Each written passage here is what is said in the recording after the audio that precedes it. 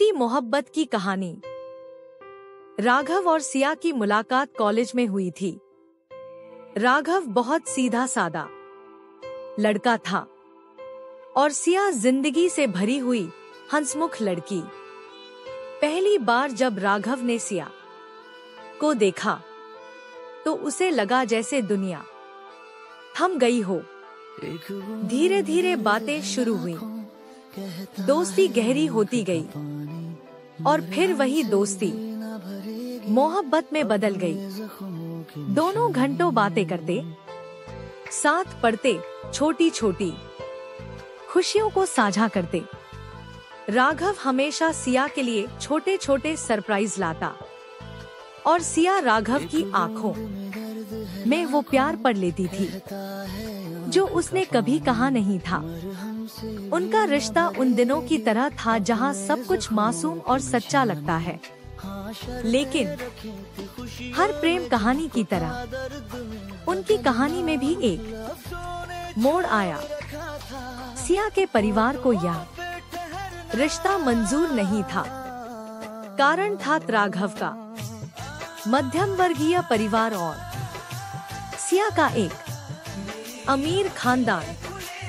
सिया अपने माता पिता से बहुत प्यार करती थी, लेकिन राघव के बिना अपनी जिंदगी की कल्पना भी नहीं कर सकती थी। दिन ब दिन हालात बिगड़ते गए। सिया पर दबाव डाला गया, घर में झगड़े होने लगे। राघव ने सिया से कहा, अगर तुम्हें लगता है कि तुम्हारे परिवार की खुशी मेरी मोहब्बत से बड़ी है तो मैं पीछे हट जाऊंगा। सिया की आंखों में आंसू थे, लेकिन उसके होठों पर कोई जवाब नहीं था। कुछ महीनों बाद सिया की शादी उसके परिवार ने उसकी मर्जी के खिलाफ एक बड़े घराने में कर दी। उस दिन राघव अपने कमरे में अकेला बैठा रहा।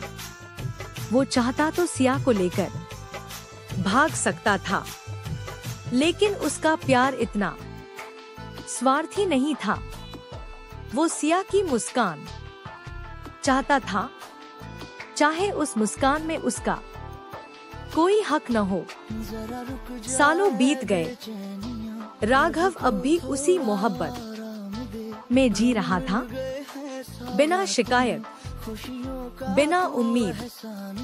सिया अपने पति के साथ रही, मगर दिल में कहीं राघव की याद दबाकर वक्त ने बहुत कुछ बदल दिया, लेकिन एक चीज कभी नहीं बदली। दोनों के दिल में एक दूसरे के लिए वो अधूरी मोहब्बत।